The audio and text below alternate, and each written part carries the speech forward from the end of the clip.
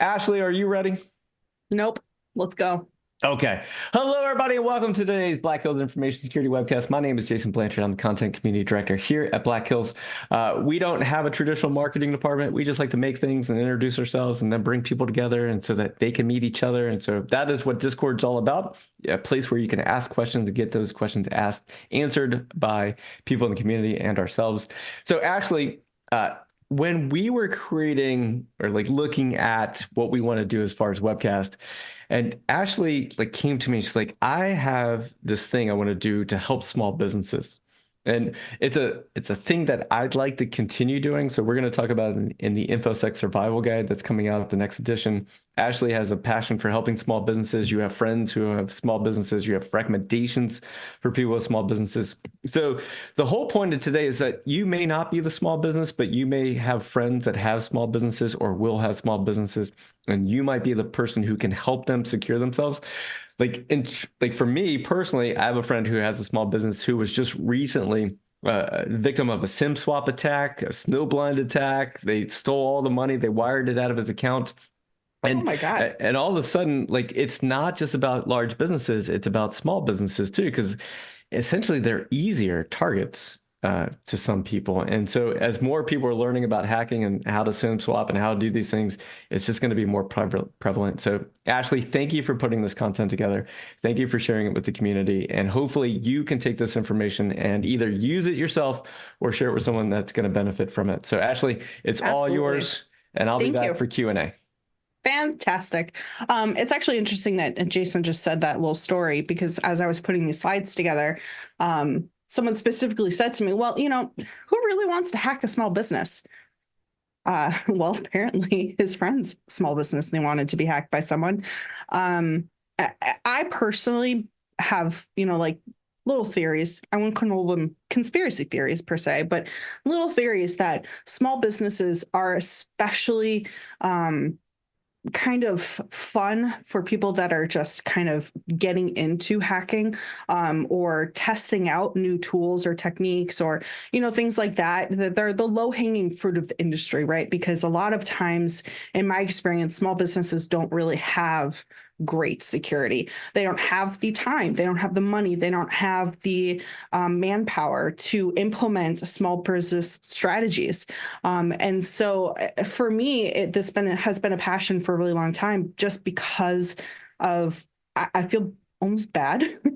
And that's horrible to say, but I do. I feel bad. Like there's just kind of like this bleeding heart part of me and this Sarah McLachlan, sad love songs in the background, where I just feel bad and I want to give back and I want to help small businesses because they feel like they're kind of like forgotten about by a lot of the industry because they don't have the money, the manpower, the time, whatever.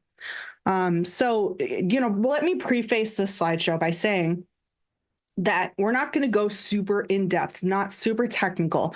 There's going to be lots of slide resources at the end. I'm going to try my best to get through this without talking a mile a minute the whole entire hour. And we have more coming. This is not it. And like Jason had said, we are also going to enhance this with a little article in the survival guide. And I'm also hoping to come out with a blog series that is much more in depth, talks more about setting up, specific things like firewalls, talks about specific settings you might want to implement, and, gives more recommendations than I could probably fit into an hour. So here we go. I am Ashley. I have about 10 years of experience in cybersecurity, 7 years of consulting experience. I've led an internal red team at a Fortune 50 company.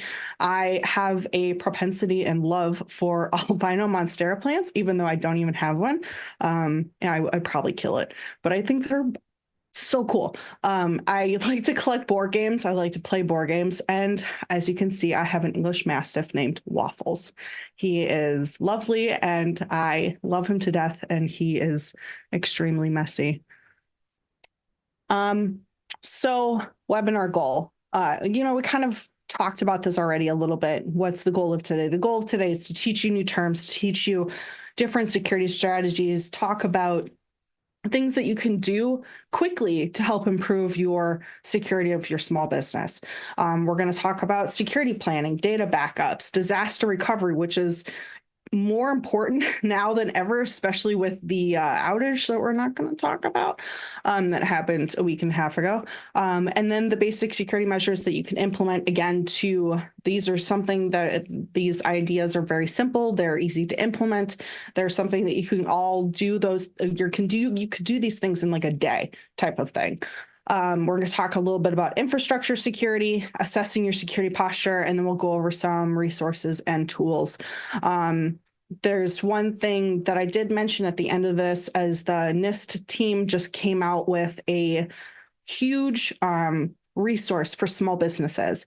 And so I'm going to mention that towards the end. I found out about it yesterday from Bronwyn. She linked it to me from someone on LinkedIn. So super cool. Let's talk about why. Why are we talking about this today? Cybersecurity is expensive. It's born out of necessity, and you don't know what you don't know. So years ago, one of my really close friends, she started up a small massage studio business, and she came to me stating that she had this quote from an MSP on like firewalls, on how to deploy an AV in their environment, EDR tools. And she couldn't afford everything in the quote. And so she said to me, Ashley, what is the bare minimum that I need to protect my customers, to protect us, and to protect the data that we are going to inevitably house, because it's a massage studio, right? So this is people's medical records. And so she wanted to know what they absolutely needed. And so she sent me over the quote. And it was something like, I want to say it was like upwards of $50,000. And so, of course, I balked at it. I was like, oh my gosh. And I said, okay, let's talk about bare minimums here. Let's talk about what you can do yourselves. And let's talk about what you have to go to a vendor for. And I shouldn't say have to go to a vendor for, but as a small massage studio business, they have maybe 3 or 4 employees. None of them are technically capable of doing a lot of these things on their own. They don't have a technical person on their team. They're not big enough for something like that. And so I don't want to say like that these slides are specifically for this one scenario, because some of these slides do have that understanding that what a firewall is, what antivirus is, how to run it on your system. We're going to talk about different types of antivirus. We're going to talk about different examples of firewalls. And like I said, I'm not going to talk about how to implement this stuff, but we'll talk about, like why you have a firewall, why you need it, what types of firewalls are, so on and so forth. So, all right, security planning. This was not originally going to be included in this presentation. And the reason why I included it, because of the major outage that happened a week and a half ago. And I saw, I had family that was impacted by, the flying fiasco that happened. It took them 3 days to fly out of where they were supposed to fly out of originally. And so I feel like this was super important to include in this slideshow, because a lot of businesses were affected, and a lot of the effect was not just like your systems are down. It also affected how they make money, how their computers are live inside of their environment, how they can file, specific patient records. There's hospitals close by that said things along the lines of, hey, I'm sorry, but you can't come in for your CT scan because everything is down.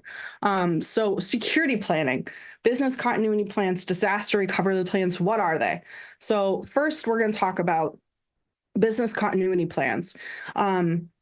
It's a document that outlines how your company will prevent, respond, and recover from potential attacks. And so then you have a disaster recovery plan. Typically, business continuity plans include a disaster recovery plan. And so there's differences there. The BCP whole focuses on the entire organization, whereas a DRP focuses a bit more on like the infrastructure, the IT, the computer side of things. A DRP is typically going to outline how your company quickly restores access and functionality to your IT infrastructure after an event. So what should a business continuity plan include? And if you Google BCP or business continuity plans, you'll get a lot of really great resources, a lot of great templates to use. And so for the most part, those templates will include all of these things and kind of like examples of what to put in each of these things. And so BCP will include key contacts. So who are your stakeholders? Who are, the managers? Who are the people that are the first to notify when a threat happens or something happens, and then so on and so forth? Who's your IT team? Or who is the IT person in a lot of small businesses cases? And so you're going to want to ID threats, and that's for your risk assessment. ID your threats. So say, for example, you're a massage studio. You have 2 or 3 computers. You have 2 or 3 employees. So your biggest threat, in my opinion, is going to be either on your website, your Wi-Fi, or social engineering. Those would be my biggest 3 threats for like a very small massage studio. So what is the likelihood of each of those threats becoming fruitful if they're using something online for their web applications? I would say personally, the web app side of things is probably not going to be super fruitful. Wi-Fi, on the other hand, might be, but again, that is a proximity thing. So the threat actor has to be in proximity of the massage studio. So then we talk about social engineering. I personally would say social engineering is probably the biggest and largest threat to almost every single business out there. It is very fruitful. I do social engineering engagements myself. I have a lot of success in social engineering attacks. We had one recently where the social engineering was calling a help desk, and the help desk was, a very small staff. And so I had like one shot because if I kept calling in, someone was going to recognize my voice. So I had one shot. And so I called and I stated I was a contractor. I was someone that worked for a company that they had a contract with, and I forgot my password and I needed help resetting it. And so they were like, awesome. So let's go ahead and try and verify your identity. Well, it turns out that this person's profile that I picked was not completely set up. So there was no security questions. There was nothing in this person's profile to identify who they were. And so then they were like, okay, well, let's see who your manager is. And I was like, I don't know who my manager is. I'm a contractor, I don't know who that could be. And so I was like, look, I don't really have a short amount of time to set this up. And so I established that sense of urgency, right? And so I pushed them to a point where like, all right, fine, we'll reset your password really quick. And they did it. And then they were like, are you in? And I said, no, it's prompting me for multi-factor. And, I pretended that I didn't know what it was. And so then they added another phone number for me. They sent me instructions to a personal email address that I set up while I was on the phone with the client. And so it just shows you an example of sometimes how easy social engineering company or social engineering attacks can be, right? So risk assessment, how can you prevent those attacks from happening? How can you ensure that your help desk is trained appropriately, or, something from that perspective? If you contract your help desk out and that contracted help desk makes this mistake, what are you going to do then? The BCP should probably include something along the lines of assessing that vendor. And then mitigation strategies for each risk. So mitigation strategies for a social engineering attack would be maybe something along the lines of, if you have like an EDR in place and you have an impossible travel situation where you're noticing that this person is attempting to log in from a place that they've never logged in before, or across the country when they were previously logged in, say Chicago, right? So that's an impossible travel situation where that account should be locked out right away. So now let's talk about business impact. What are the critical business functions? What is the analysis of any impact on those functions? Okay, going back to that massage studio, their computers go down. Probably not the biggest deal, right? Because their phone lines are still open. They can use paper for talking to people and for writing down notes from, whatever massage that they were doing. And then when the computers do come back online eventually, or when they have time to deal with it, they can just log those paper, analysis or notes back into the computer system. Not a huge deal. But what are the recovery time objectives for each of those business functions if they do go down? Those are some things that you want to discuss internally with whoever is kind of like the head of your organization and or your IT team, or just maybe have one person from each small department that you have. Or if you're a small shop, just get all four of you together and be like, hey, what do we think is catastrophic to our company if from a cyber perspective? What would be the worst thing that could happen to us from an IT perspective? So things like that. And then we have recovery strategies. So recovery strategies should include detailed information on how to recover from whatever impact has occurred on each business function that we discussed before. Maybe alternative work arrangements if possible. Can these people work from home? And then data backup and recovery options. And then this would also include your IT disaster recovery plan here.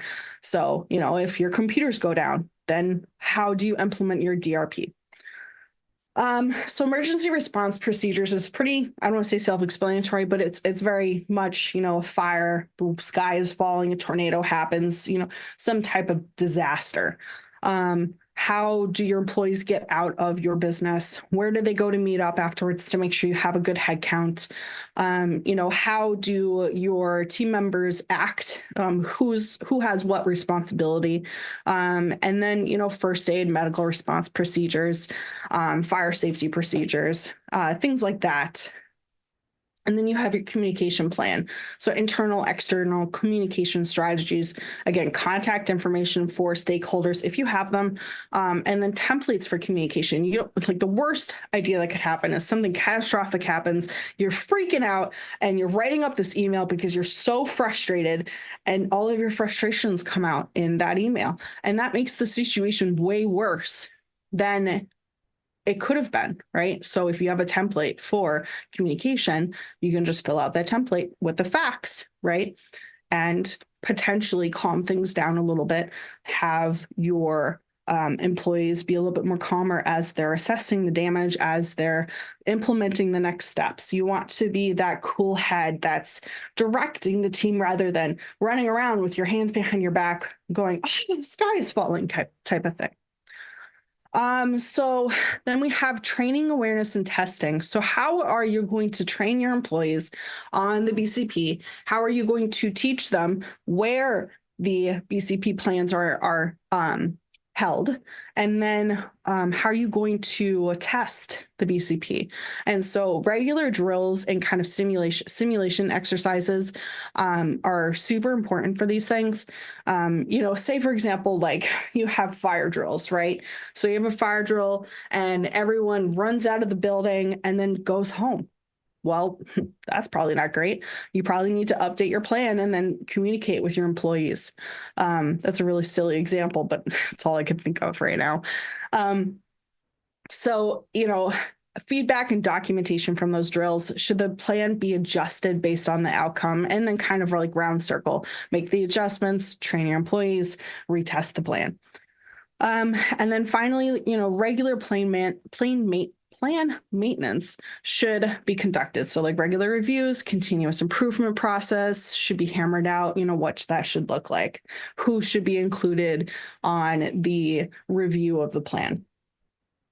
So final notes from this, a BCP should be detailed, easy to understand, and accessible to everyone. So now let's talk about DRPs.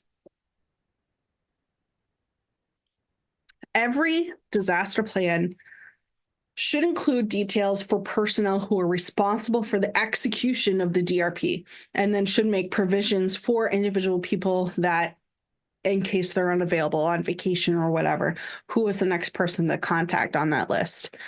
One of the things that you really want to make sure that you have is an IT inventory. So you need to take inventory of all the computers, of all your routers, all of your switches. If you have data backups, where are they located? Are they in the cloud? Are they on premises? Things like that. Make sure you have an inventory. Make sure you keep it up to date. Maybe update it quarterly type of thing.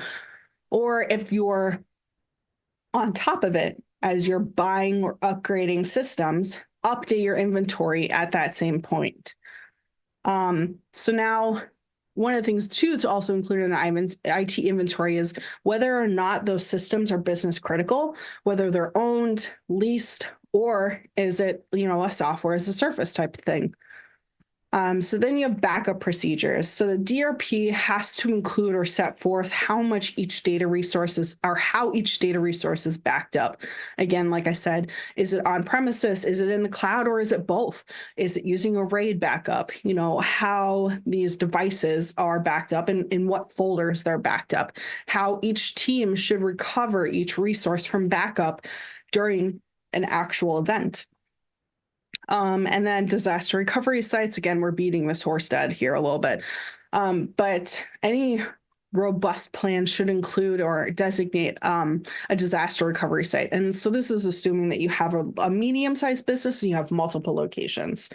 So which site are your employees going to then go to recover the data, to kind of like lay out all of the systems and maybe move their operations there? And then what does that restoration process look like? You're going to follow best practices to ensure that your disaster recovery plan includes a detailed restoration process and procedure for recovering from a full loss of the system. So example, again, you have that blue screen of death. All of your systems are showing the blue screen of death. The fix is booting into safe mode, removing the update. You're going to move methodically through all of your systems. And then training and awareness, same thing that we talked about before, and planned maintenance, same thing that we talked about before. All right. Backups, super important. I felt like it needed its own slide. Data backups. One of the things I do want to say here is RAIDs are fun. They're fun to talk about. It's a fun word to say. I don't really think that they're super necessary anymore. I personally, and maybe some other people will talk about this in chat a little bit, I personally feel that you need to have multiple backups in multiple places. So if you have a hard, like in-person backup on like a piece of hardware, great. Also make sure that backup's all in the cloud somewhere, or that piece of hardware is then backing up to the cloud. You want to automate those backups. It's super important that these backups are done at least on like a weekly basis, right? I ideally would say a frequency of daily is ideal, right? You want to have those backups done every single time you're doing something on the system, every single time an update is pushed, every single time you're making a change. You want that new backup to be there. Backup is better than nothing, though. So if you're doing weekly backups, great. But if you can move to daily backups, that's also, even much better. If you have virtual machines, taking a snapshot of that virtual machine is a backup, right? So as you're making changes or updating the system, having multiple snapshots that you can revert to in case something happens is going to make it super easy to bring that machine back online in case something does happen to it. So now let's talk about employee training. It could be redundant. I know everyone here that has ever attended any type of employee training from like a big company can agree with that sentiment. They can be redundant, but they're necessary as cybersecurity is evolving. And one thing that I also want to say here too is don't keep the same training every single year. As cybersecurity evolves, your training also needs to evolve. So, employee training is super necessary for teaching your employees the new tactics, the new trends, what's coming out in the cyber landscape, right? What are the new APTs doing? And it's also necessary for compliance and regulatory meetings. Even us, we have to have employee training every single year on security, which you might be like, but you guys are cybersecurity professionals. Yeah, but we still need to be trained. And it's necessary for compliance. And so I included a couple of resources here for free training. There's not a whole lot out there that's free that I felt like was super vetted from reputable companies. Amazon just released an employee training site that is free. It's learnsecurity.amazon.com. And then you also have the NIST government resources that have an online learning, content that is updated regularly. Both of them are updated regularly. And I feel like those are really great resources. And again, free for small businesses. So I recycled this from one of the previous webinars that I did because I loved the pictures that I used so much. And I felt like they were really, just fun, right? Phishing is not fun, but these images are. So anyway, phishing awareness, common themes. Are they threatening you? Are they telling you, hey, if you don't get this done, you're going to lose access? Is it something that's too good to be true? Or is it unexpected? Someone that's standing right next to you, are they pretending to call in as them? That would be weird and a huge red flag, and hopefully you don't fall for it. I'll never forget when I was in college, the common scenario that was happening for phishing is that people were texting and calling parents and grandparents pretending to be the child or the grandchild and saying something catastrophic happened to them. And so I was sitting right next to my mom when this happened, and she had gotten a phone call saying, hey, I'm your grandchild. I'm in a car accident. I'm in the hospital. I need you to send me X amount of dollars. I don't remember what it was, but back then it seemed kind of like a lot. But yeah, so it was X amount of dollars, and it basically said, I need you to send this to me so I can get these tests done so they can make sure that, my bones aren't broken or something ridiculous. And I was sitting right next to her. Right. But there are people that fall for these things. And she, in my true mom fashion, she played along with them for a few minutes before telling them to, F off, and then hung up. But with that same scenario, what are the red flags in a phone call like that? You have the threat, right? I'm in the hospital. I need this money, or I can't get these tests done. It's unexpected. I also got one of those in college, someone texting me, claiming to be my child. And I was like, I am not old enough to have a child that could text me. And so again, unexpected. But there are a lot of people that fall for things like this. And so training and being aware of the situation that is happening around you is super important for phishing. And like I said, social engineering is still, I feel like, one of the most promising ways to get into an organization. It happens all the time. We have companies that come to us that say, hey, we had a social engineering attack. They were able to get in. We implemented some new procedures and processes. Can you come in and test them? And we're still able to get in. And so it's situations like that where it's hard because it feels like it's always going to be fruitful. So anyway, going around the circle, back to the slide. Common spam and phishing ruses. Let's talk to your employees about common spam and phishing ruses. What is happening right now? Just being aware of what's happening in the industry is really good because you can educate your employees on typical scenarios. Are they texting, asking for you to go get a gift card for them because they're in a meeting? Things like that. And so the common themes, educate your employees. Checking phishing. Are you gonna, if it's an email, right? Check the headers, check the sender address. Is it pretending to be someone and then coming from somewhere completely else? Somewhere else. Look at that hyperlink that is in the email. Most of the time you could just hover over it and it will actually show you in like the bottom left corner of your browser where it's going to send you to. And so is it the same place? Or, don't click on the hyperlink. Don't do that. You can then Google where it wants to send you to. So say, for example, it's like, okay, it's a DocuSign website, right? It wants you to go to DocuSign to sign a document. Fine. Go to Google, type in DocuSign and log into your account. It'll show up there. I really don't advise anyone to click on a link unless you're a part of like malware analysis or you're inside of a virtual machine that is standalone and segmented from the rest of your network. Don't do it. So then how do you check phone calls and smishing, right? So vishing and smishing. Vishing is when someone calls you. Smishing is when someone sends you a text. A lot of the time you can Google the phone number Or if they're claiming to call from, I don't know, the IRS, right? You go and Google the number for the IRS, and then you call that number that you Googled. Don't ever stay on the phone with someone. Just say, hey, sorry, I need to call you back. Hang up, Google the phone number, and then call the actual line back and say, is this legitimate? VoIP, in my experience, is almost always bad.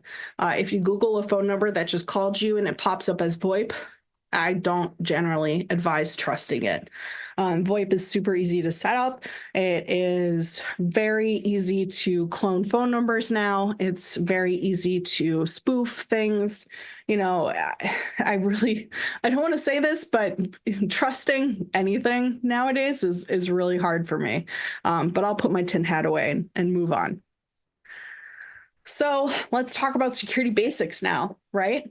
Can't get hacked if you don't give anyone a computer, but not always feasible in small businesses. You need a computer to get work done. So how do we secure those computers in a way that allows people to do their jobs, right, still, but also make sure that their computer is locked down as much as it possibly can be?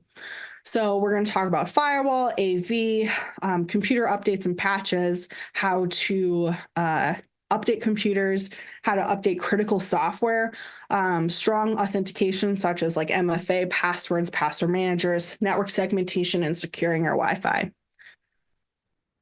Whoops, I went too fast. All right, firewalls.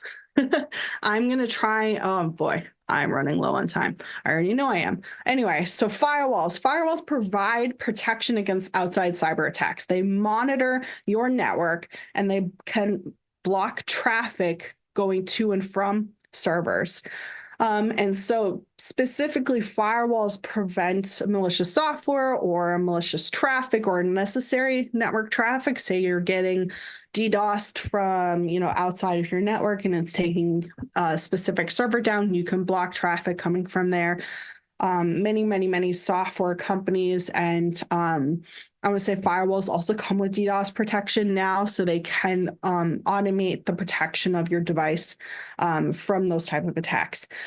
Firewalls can be software or hardware. I personally advise doing both because I really feel like, pfSense is not free anymore. The community version is free. I personally think that software and hardware is super important for protecting your environment, right? Because you have hardware. So those are typically, network firewalls. Physical devices are positioned between your computer and the outside world. And so lots of vendors and ISPs offer routers that have integrated firewalls into them. So you kind of kill two birds with one stone there. And then you have, the hardware firewalls are very useful for protecting your entire network. So that's your computers and your servers and like everything that's here inside of the network that is connected to that router. Whereas, you have your software firewall, most operating systems, and, I'll talk specifically about Macs, right? Macs have firewalls built into the operating system. You can turn it on very easily by going to system settings. It's just a switch and it turns it on for you. That's a software firewall. And so you're saying to me, okay, why do you need the redundancy, Ashley? Well, you're not always at your office when you're working. So say, for example, you take your computer and you go home and you need to work. That software firewall that's sitting on your computer is still protecting your computer then. So I threw in a couple of examples. When I wrote this and when I researched these things months ago, there was community versions of these things. Community versions only protect a certain number of, computers or only work up to a certain point before you then need to pay for a version of it.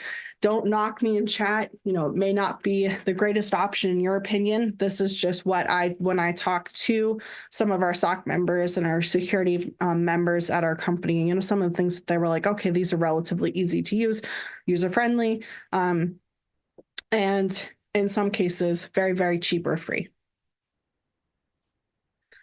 So now let's talk about Antivirus, Antimalware software, and EDR, what they are.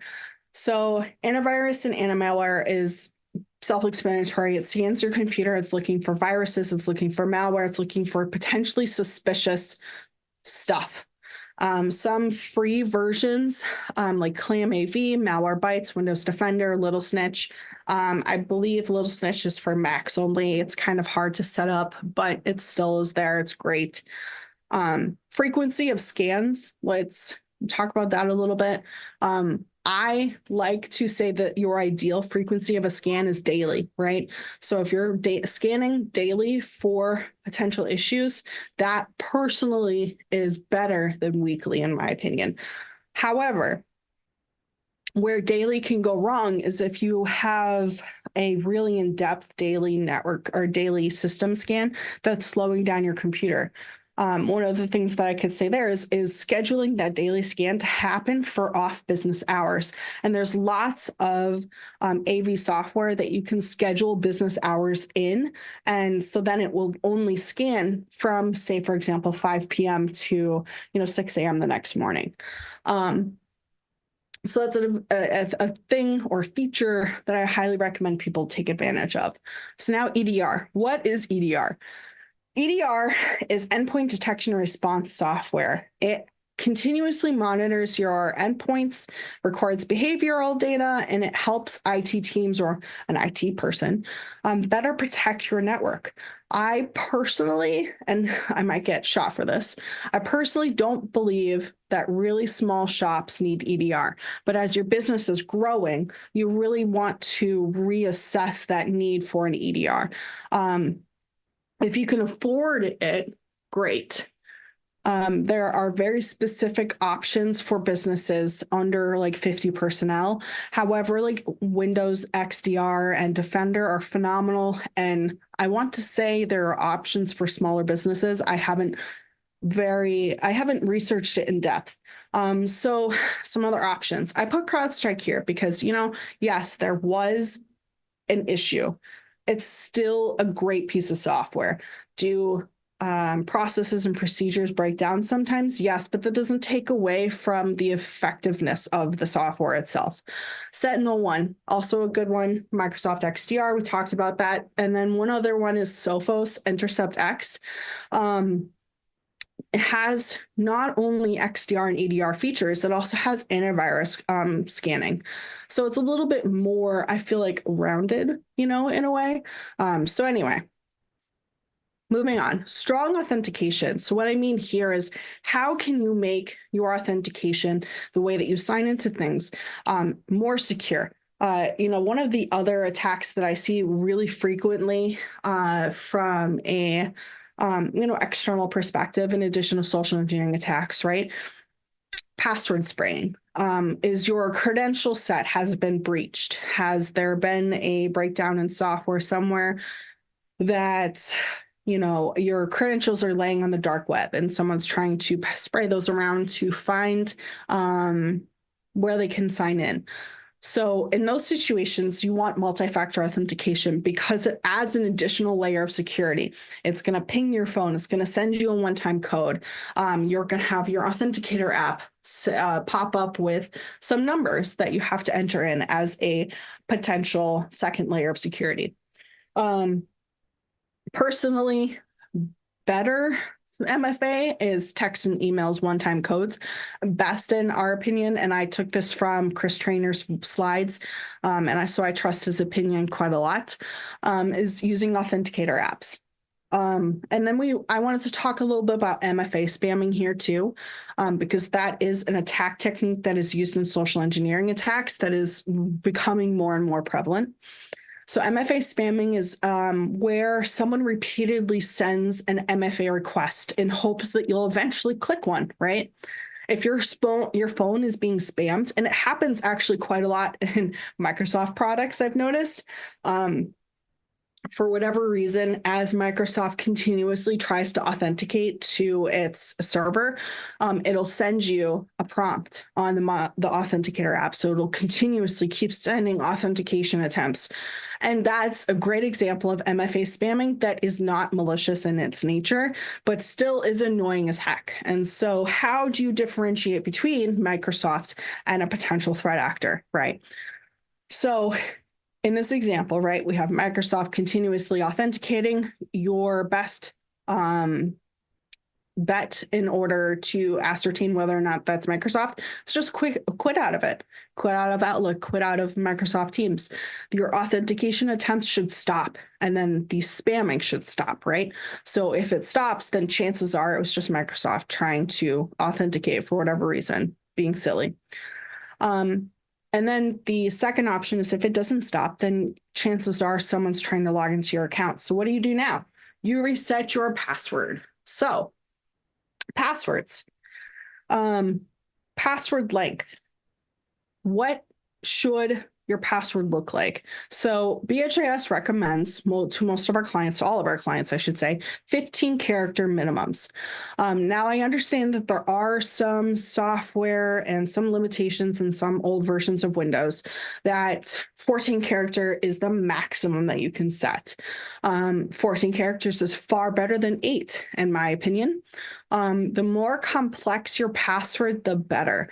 I will personally vouch for the fact that all of my passwords are at least 20 characters in length. Now you're like, okay, Ashley, how do you remember all those passwords? I don't. I use a password manager. My password manager will generate passwords for me. They're completely randomized. They're not at all, like passphrases. They don't use multiple different phrases. They don't have like, oh, hey, let's say, for example, I have a whiteboard in front of me, so I'm staring at it right now. It's got a bunch of different sayings on it to motivate me, right? So one of the sayings is here, be stronger than your excuses. So for example, someone might say, hey, that's a strong password. Be space stronger space than space your space excuses. Great, done. No. Those are all dictionary words. They're all going to be easily password cracked in a dictionary attack. Eventually, it might take some time because it's a longer password, but it will eventually crack. So that's why I'm saying completely randomized passwords are best. Do not reuse your passwords. If you reuse your passwords, if someone cracks them, boom, done. All of your logins that use that same password are then going to be breached. So let's talk about when to update your password. So when to update? When you're setting up a new device like a router, a camera, or a printer, you want to then try to log into that portal. Make sure there is authentication in place. I cannot tell you guys how many times I see a printer or a camera device that has no authentication whatsoever because it was never manually browsed to during the setup process and had the administrative password set. Sometimes I will even say go as far as resetting the username for the admin. So if you can reset it to something completely random or just a funny joke in your mind, whatever, something that you'll remember, something you can put in your password manager as the username, that's better than keeping it as admin or administrator or, root, for example, right? Those are just, again, some examples off the top of my head. Change the username, change the password, move on. When to update your password? When there's a breach, when you're notified that there's a breach. Say, for example, your LinkedIn has been breached. Change that password. When you're joining a new company, you want to change your passwords. So then going back to password managers, there's a few different types. You have your browser plugins. Browser plugins, great. Online password managers like 1Password, LastPass, Bitwarden, those are cool. Some pros and cons to those. They have plugins that are accessible anywhere. They can be used with mobile apps. The cons is you're trusting that third party to do their due diligence and to potentially not get breached. If they do get breached, what are the implications of that? What type of passwords do you keep in that password manager? Sometimes keeping kind of a mix between the two is recommended from online and offline, because offline password managers, you have full control over those. They're hosted in your machine only. They're not online. You're responsible for it. That is also a con, though. You are responsible for maintaining, updating, and ensuring that that password manager is doing good. So, all right.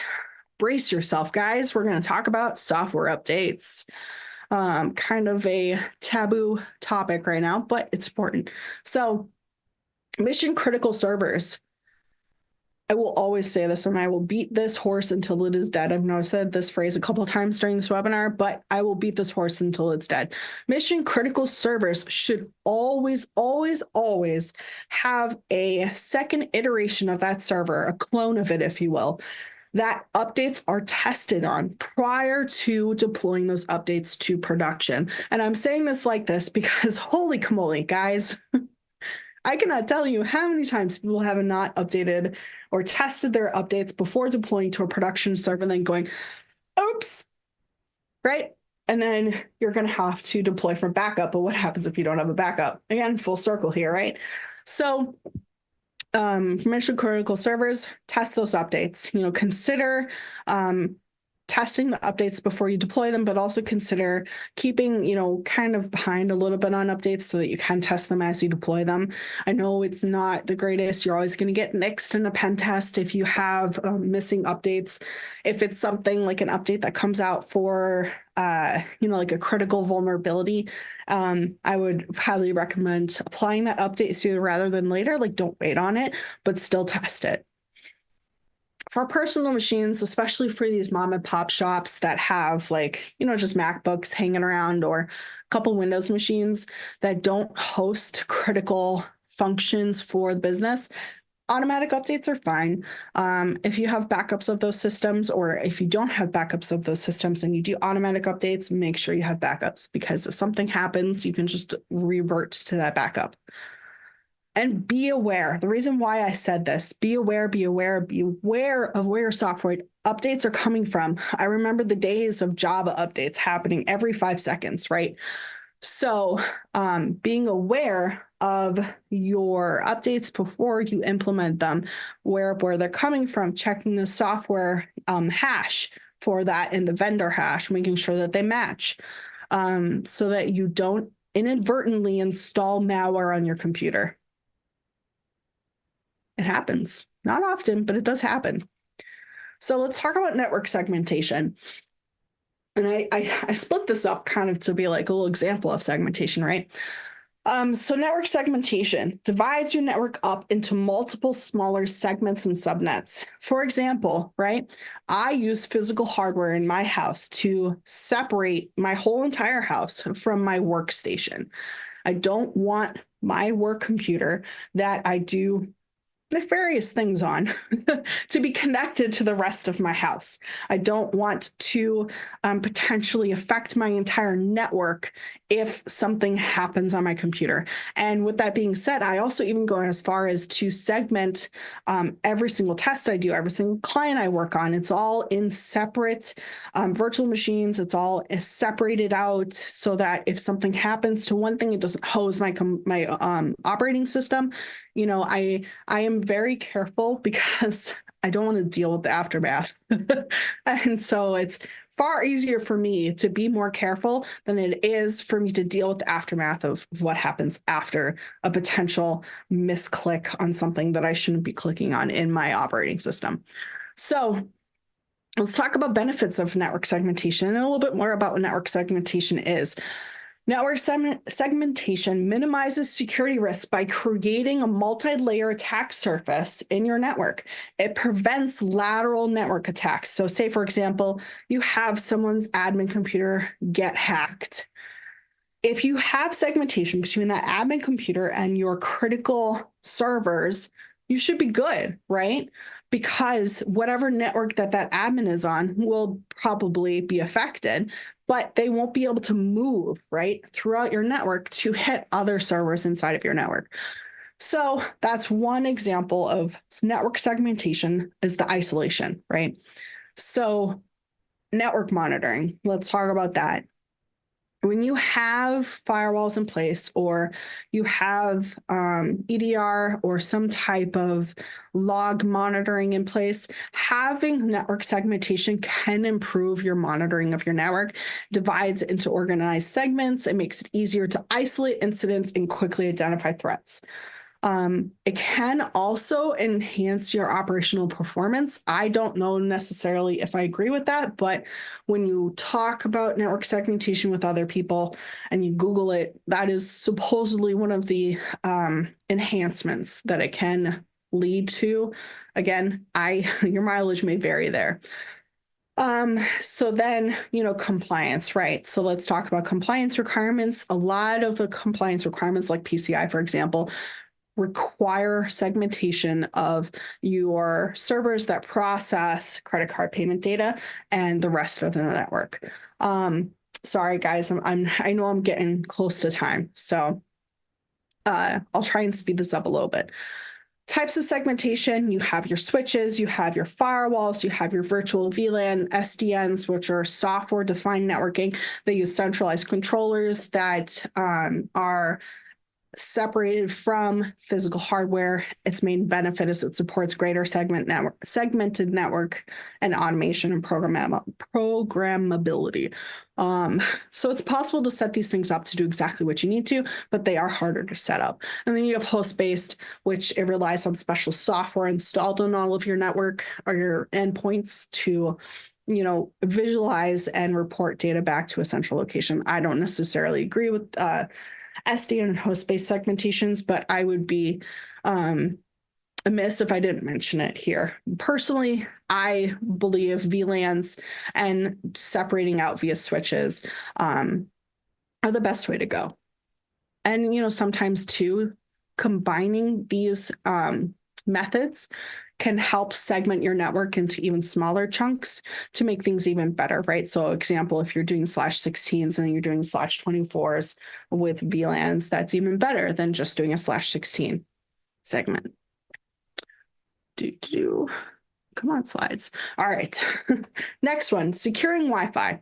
So again, the authentication on Wi-Fi is super important. The encryption that you're using on your router is super important.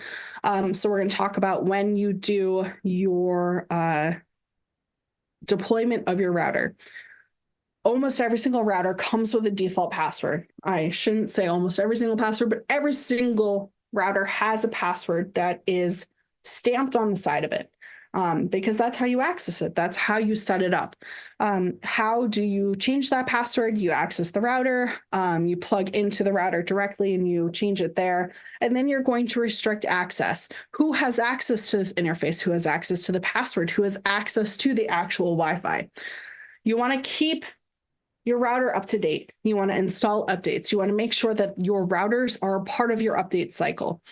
Enabling MFA on the router. So as you're logging in or authenticating to the Wi-Fi network, if you can deploy MFA, great, do it.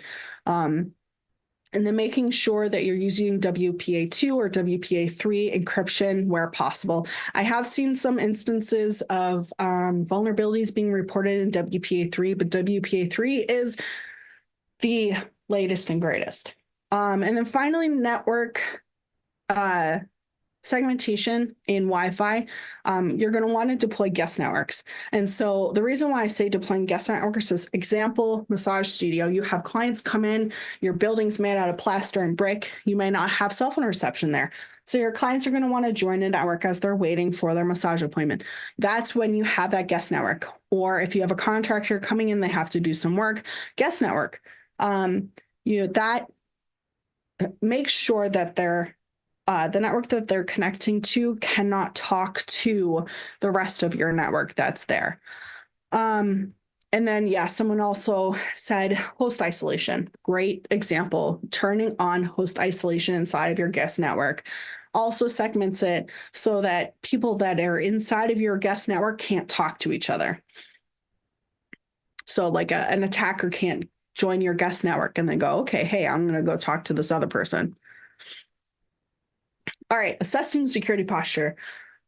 We're going to keep this super brief because there's more to come. And so I'm in talks with Kelly and a couple of people in our SOC, and we're going to hammer out risk assessments and analysis and what those look like, how to do risk assessments, how to analyze your business for where your risks are, and how to test those things. So we're going to hammer that out more, but I did want to mention it here.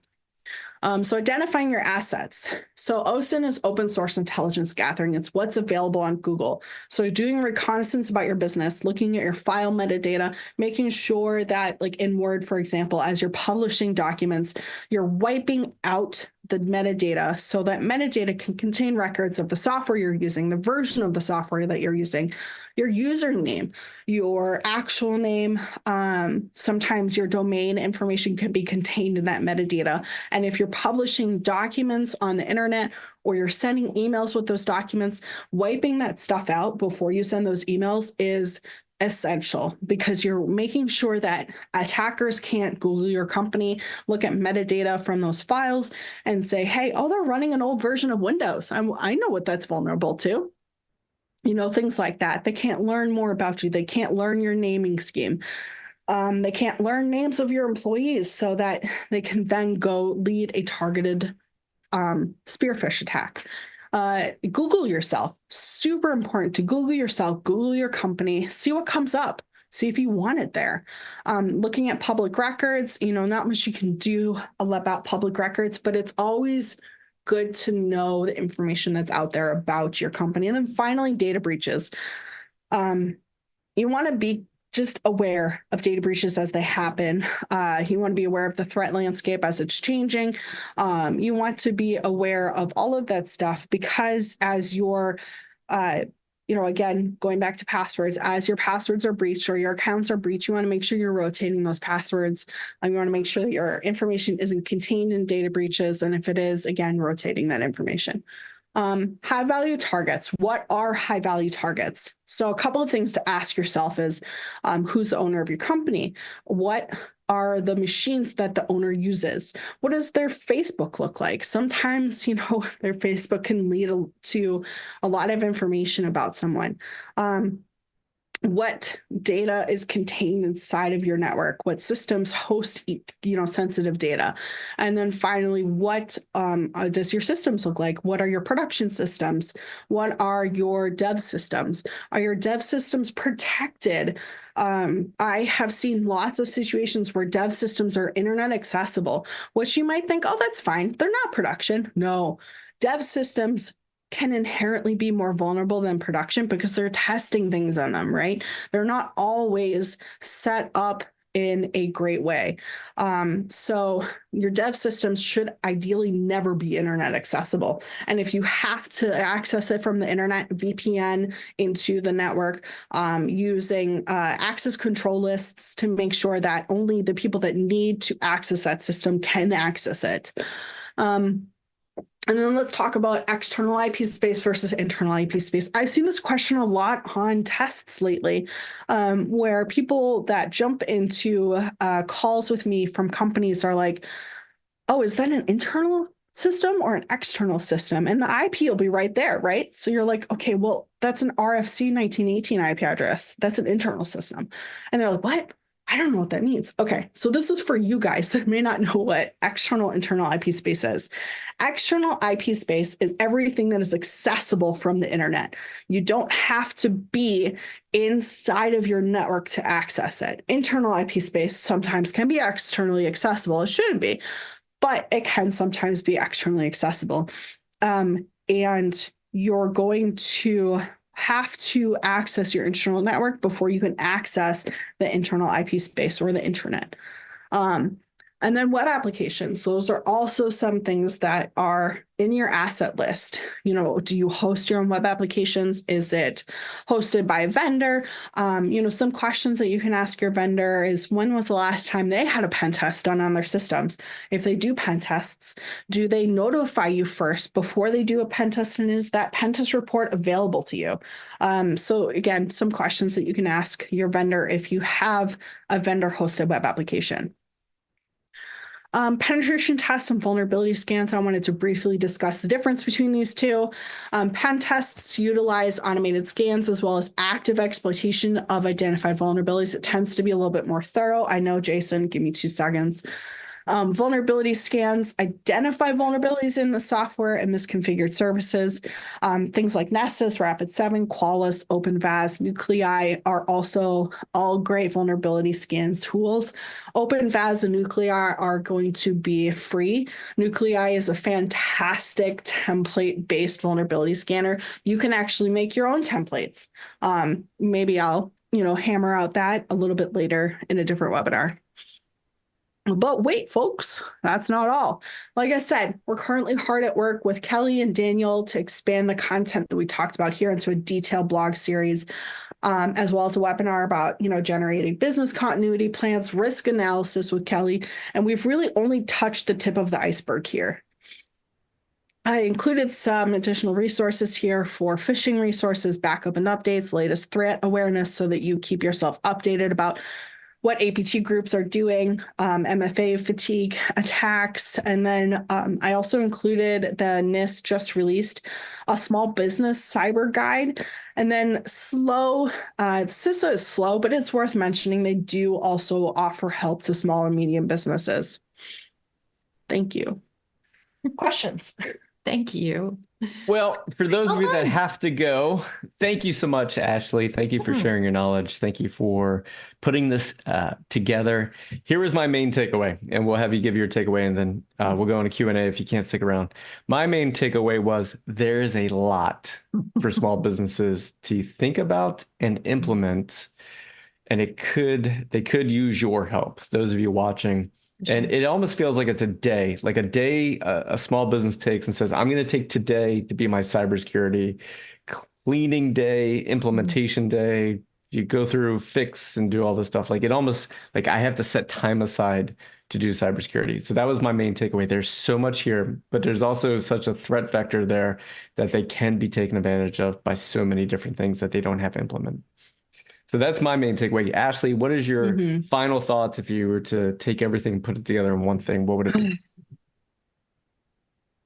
Get help if you need it. Honestly, we're here. We're available. I love to help people until I can get this blog series posted. If you need help, find me on Discord and PM me. I'm not going to say that I have the availability to help everyone, but if it's a niche question, it might be worthwhile sending to me, because then it's something that I can make sure is included. Yeah, that's great, because the questions that she would get asked or you would ask could become the thing that she can write about. So your questions can turn into even more support and help. So thank you so much for joining us for today's Black Hills Information Security webcast. If you ever need a pen test, red team, threat hunt, ActiveSOC, or anything that we offer, you know where to find us, like backdoors and breaches and stuff. We'll be at DEF CON. If you're at DEF CON, stop by. And if you're not at DEF CON, then we'll see you at Wallace Hacking Fest. If we don't see you there, we'll see you someplace else. We'd love to meet you in person and shake your hand. All right, so all right, that is the end of the webcast. It is time for Q&A. There's actually a lot of Q&A. And is there? Oh, 45. Oh boy. Yeah, I wasn't paying attention to Zoom. My first question. Okay. I got it. How do you start the conversation with your employees of a small business that you're going to start caring about cybersecurity? I don't want to be like, reference someone else's failures, but it kind of opens that conversation like, hey, this is why we need to care. Specifically, you can mention, breaches that have happened recently, other small businesses that have been affected. This might be not the greatest answer, but, talking about attacks that have happened can help people be like, okay, I actually do need to care about this, right? Or you can say something, I don't want to threaten employees, right? But you could say look, if we don't start caring about cybersecurity, if something happens that's catastrophic to the business, we're so small, we might not survive, type of thing. Yeah. Yeah. So. Here's a question. Is there a particular order to accomplish all that you shared, or is it just kind of chipping away at it? If I were to prioritize, I would personally recommend beefing up your firewall first, right? So things that separate your network from the outside world would be my first steps. and then opening up the ability to see things inside of your network, opening up the ability to do antivirus scans, see your logs, see the computers, making sure that there's firewalls installed in your computers, making sure updates are installed, making sure your passwords are strong. Those would all be things that are relatively easy to set up, in my opinion, but also deliver high impact. Yeah. I think this might be something we could create, or the community could create, and would be really good for small businesses. But the question is, would a threat model be required as a prerequisite? Maybe. I think, Eric just said, number one, identify your critical assets. If you're a really small business, critical assets could be everything, right? And so again, if you're looking at your business as a kind of like holistic view, right? So if you're a massage studio, what does your threat landscape look like? I think for the most part for small businesses it's going to be, again, social engineering. So training your employees, making sure they know what social engineering looks like, making sure that they don't click on, malicious emails, making sure that they're just trained to know what that stuff looks like, and process and procedures. So who do you report those attempts to? How do you or what process and procedure do you follow if you accidentally fall for it? Like, look, I don't want to be that person to be like, you're never going to fall for a social engineering attack if you know what to look for, but it happens. So how do you recover from that? Who do you report that attack and the click, say, for example, it's an email. I clicked on the email. Oops. Who do I talk to now? Yeah. So when I had a small business, I'd send in secret shoppers from time to time just to get like some feedback. Is there secret social engineer like phone calls that you could do, or like have a friend of yours call? Yeah, I guess if you wanted to have a friend call and try to social engineer, but you do have social engineering pen tests. Yeah. You can sign up for those, but those are expensive. There are phishing resources out there. I believe CISA does pen tests and stuff like that, but again, they're slow. I think the latest turnaround time that I heard was like 1.5 years from test to report. Wow. Wow. So a lot changes in 1.5 years. Right, exactly. So I don't know, like it's really hard because that's a hard answer to have for small businesses. How do we test them? How do we make sure that businesses are tested and also not shelling out a metric ton of money for this stuff that they don't have? So maybe that's something that we could also discuss is, like, are there free resources to conduct social engineering or phishing? I'm sure there's cheaper resources, but probably not free unless you're really technical. It almost feels like there's an AI service we could provide where you just put in your phone number and then it calls and does a social engineering attack. Yeah, who are you going to set the AI voice to, Jason? It's Ashley's voice for sure. Ashley's voice, yeah. Sure. Yeah. So I came from the small business world and I just knew how to Google stuff. So I was IT and cyber, and that terrifies me now that I'm out of it and on this side. When I left, they got an MSP. So okay. Yeah. MSPs are great, but then MSPs also wear multiple hats too, and they cost a pretty penny. Yeah, exactly. So yeah. I think the best advice that I could give to small businesses is you're not as secure as you think you are. Oh, yeah. It really hit home for me when a contractor friend of mine had a cybersecurity incident, essentially wire transfer out of his account. And like, he's a person that should not be attacked. He's not a person who should be on someone's radar, and he was. And I think it might be coming from Facebook Marketplace or things like that, where people who are small businesses who are using other things to help sell themselves are also being introduced to criminals that way. And those criminals are like, oh, easy target. Yeah, I'm looking at, I don't want to do your job for you, but I'm looking at the Q&A questions from... do our job, please, because we're clearly not. Zoom. And so someone said, how do you go about vetting open source solutions for production environments? And it's really interesting that they asked this because I was on Reddit today or it was early this morning, and there was a thread that was talking about, I think it was Germany or something. They had just passed a law that said that they have to use open source only from now on for government stuff, right? And so they were saying like everyone in the government is moving to Linux, and they're, only going to use Office Libre. And I quietly cringed internally at that.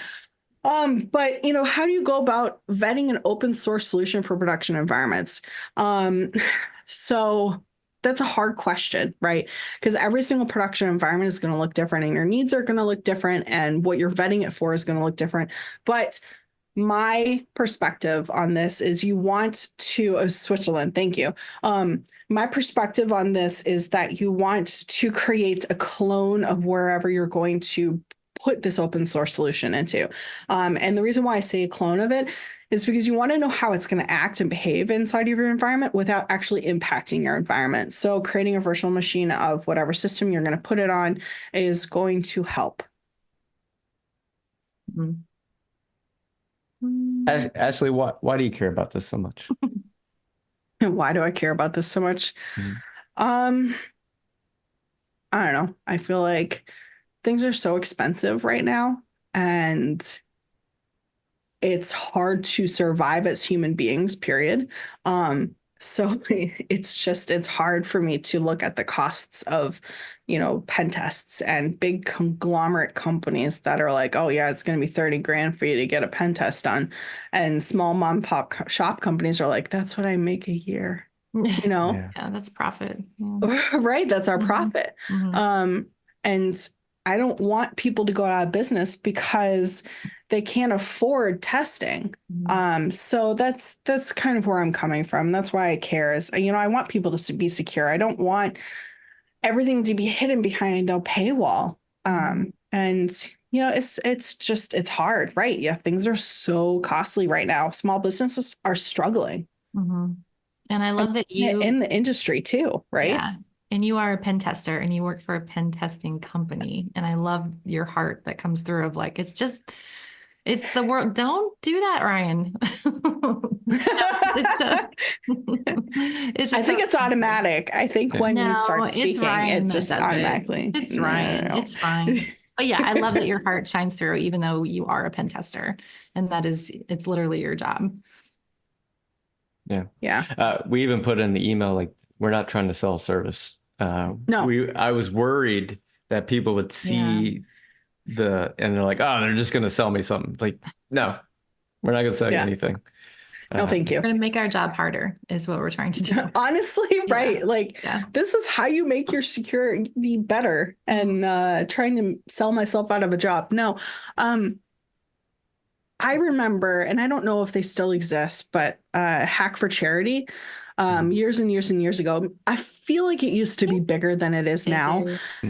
And I wish I had like thousands of hours in each day, right? Because I would totally like spend half my time hacking for charity, because I am so passionate about this, and I want people to be better, and I want to teach you. And like, I can't even like give away my how to secure yourself classes locally. Like, no one wants to host it. Like, I've tried to do it at our public library. They're like, no, we just don't think that people want that.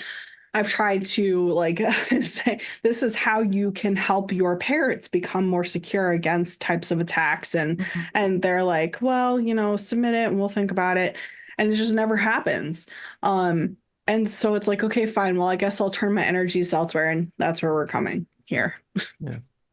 Yeah. And the reason I care about this so much is I had a small business prior to coming into cybersecurity. And like, the thought of cybersecurity never crossed my mind. The thought of a secure password never crossed my mind.